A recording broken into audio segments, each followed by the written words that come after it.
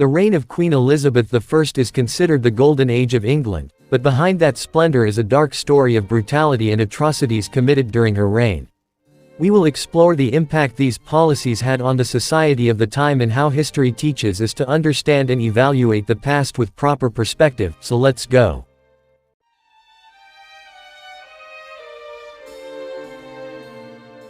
Elizabeth was born on the 7th of September 1533 at Greenwich Palace, London. She was the third of 6 children of King Henry VIII and Queen Anne Boleyn. Her father was eager to have a son to inherit the throne, but all of Henry VIII's wives were unable to bear him a son and were deemed failures. Therefore, Henry VIII tried to annul his marriage to Anne Boleyn and accused her of having an affair. Anne then sentenced her to death by beheading when Elizabeth was 2 years old. After her mother's death, Elizabeth was deemed illegitimate in the line of succession, and she and her older sister, Mary, were declared ineligible to the throne by the English Parliament. As a result, Edward, Elizabeth's brother, became king at the age of 9 after the death of Henry VIII. When Edward died in 1553, Mary became Queen of England and reintroduced Catholicism, much to the displeasure of Elizabeth's Protestant faith and eventually being seen as an enemy of the state. Mary I ruled England for 5 years 1553–1558, and was known as the Bloody Mary for her cruel policies against Protestants during her reign.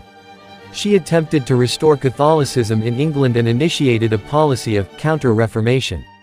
Mary I refused to tolerate the Protestant religion and ordered the persecution and execution of those who refused to convert to Catholicism, resulting in the execution of around 300 Protestants. In addition, she was also involved in several foreign conflicts, including a war with France and an attempt to strengthen the Anglo-Spanish alliance through her marriage to King Philip II of Spain. Her health declined during her reign and she died at the age of 42 from heart disease. Despite trying to restore Catholicism in England, her ruthless policies made Mary I known as one of England's most unpopular rulers. After Queen Mary I died in 1558, Elizabeth became the legal heir to the throne of England because Mary, who was an ardent Catholic, had no children.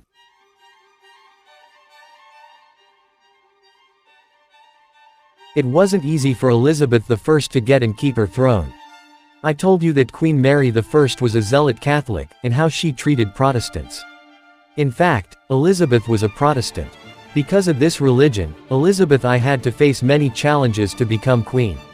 In addition, she also faced threats from outsiders, such as King Philip II of Spain who wanted to take revenge for the death of his wife, namely Queen Mary I, and return England to the bosom of the Roman Catholic Church.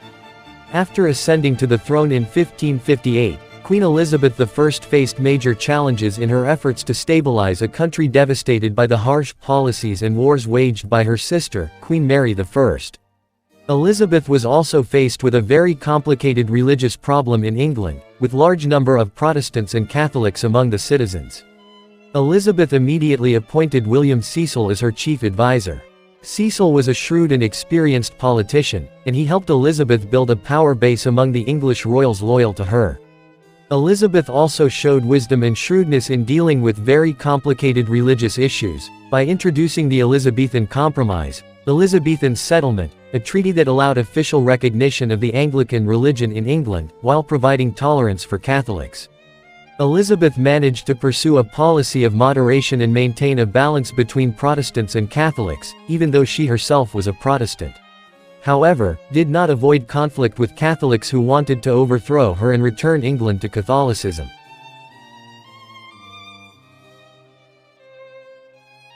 The conspiracy against Elizabeth continued, including the Ridolfi plot which was orchestrated by Spanish and English Catholics who wanted to overthrow Elizabeth and replace her with Mary, the Catholic Queen of Scotland. However, this attempt was thwarted and ended with the rebels being executed, but Queen Mary was only imprisoned. She escaped the death penalty. However, Mary never gave up. During her imprisonment, Mary was constantly involved in conspiracies against Elizabeth and the British government. Until 1586, Elizabeth's patience seemed to have run out after she learned that Mary was involved in the Babington Conspiracy. So, the Babington Conspiracy is a plot to assassinate Queen Elizabeth I which was launched in 1586 by a group of people led by Anthony Babington, a fanatical Catholic follower. This plan involved intervention from Queen Mary. Babington's original plan was to free Queen Mary from her custody and help her usurp the English throne from Elizabeth. However, after several meetings with Queen Mary through letters, the plan devolved into killing Queen Elizabeth and reinstating Queen Mary as ruler of England. The plan was uncovered after the British government caught secret letters exchanged between Babington and Mary. Although Mary insisted that she had no part in the plot, the letters passed between Mary and the Babington conspirators provide strong evidence pointing to her involvement in the plot to kill Elizabeth. Finally, Elizabeth approved of the death penalty for Mary, who was executed on February 8, 1587. Wow, so Queen Mary planned to kill Queen Elizabeth I while she was in prison. In addition, Robert Devereux, Earl of Essex, was also one of the traitors who were executed by Elizabeth in 1601. Essex, who was once one of England's leading aristocrats and military leaders, plotted a rebellion against Elizabeth after failing to win political support from the Queen. He was executed after being found guilty of the rebellion.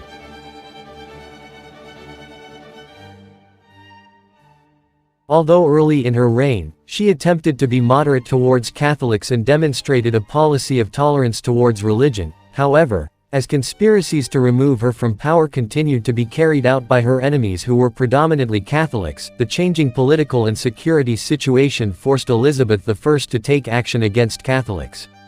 Elizabeth I passed a series of laws limiting the religious freedom of Catholics. The law prohibited Catholic religious practices, such as the celebration of Mass, and limited Catholics' access to education and public office. In fact, Elizabeth I threatened to execute anyone who helped Catholic clergy and ordered them to be exiled from their homes. As a result, Catholics were seen as terrorists and subjected to a strict national security policy. Persecution of Catholics during the reign of Elizabeth I included torture and execution of those accused of abetting foreign powers or inciting rebellion.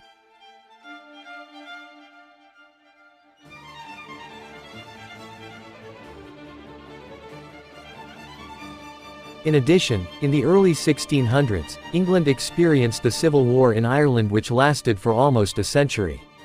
During the reign of Elizabeth I, British troops were ordered to subdue a rebellion that had occurred in Ireland.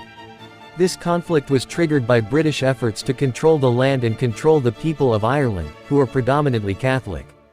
In order to achieve its goals, the British troops carried out atrocious military campaigns and exterminated villages in an attempt to suppress the uprising. British troops attacked villages suspected of being the base of the rebellion, and carried out brutal looting and arson. They killed local residents, including women and children, and destroyed crops and agricultural land, with the aim of cutting off food supplies and supporting people's lives. In addition, British troops also spread disease in order to reduce the food supply and kill the Irish secretly. They also sent prisoners to concentration camps for cruel treatment. This genocide of villages and military action had a significant impact on Irish society.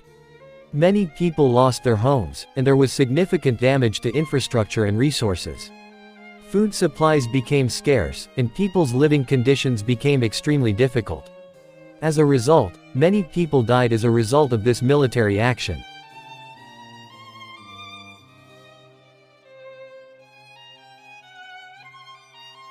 Elizabeth I's reign in England had many successes in strengthening the country and advancing the economy and culture.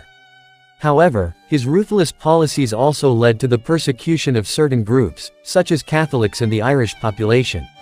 This is a part of history that we need to study and evaluate with proper perspective. In looking at Elizabeth I's ruthless policies, we need to understand its historical context, including the difficult political and security conditions of the time. However, we must also evaluate Elizabeth I's policies against today's moral and ethical standards. History teaches us that cruel acts and persecution of minority groups cannot be justified for any reason. We must acknowledge and account for Elizabeth I's actions that violated human rights, religious freedom, and humanitarian principles. Modern history also teaches us not to forget and ignore the trauma and hardships experienced by minority groups in the past. Instead, we must respect and acknowledge their role in history, and work to correct the injustices that still exist today.